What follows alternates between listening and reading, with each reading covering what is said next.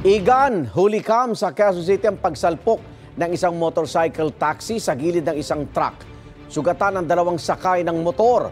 Yan ang unang balita ni James Agustin.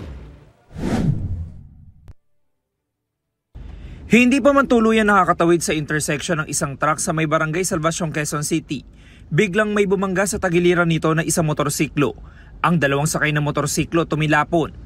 Habang pagtawid ng truck sa intersection na yon, sadya naman bumangga ang harapan ng motor sa right portion ng truck. Base sa iba pang nakuha namin na CCTV footages, lumalabas na medyo may katulinan yung motorcycle taxi natin.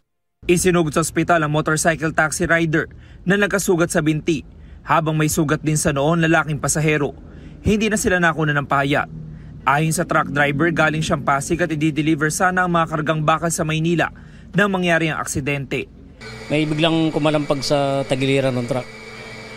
So, biglang huminto ako, tapos bumaba kami. Nakita na namin yung motor, saka yung dalawang sakay niya. Mabilis ba takbo niya? Mabagal lang kasi intersection eh. Yung motor ang mabilis ang takbo. Walang traffic light sa naturang intersection. Sinisika pa namin na makuha ang panig ng QCLJU. Ito ang unang balita. James Agustin para sa GMA Integrated News.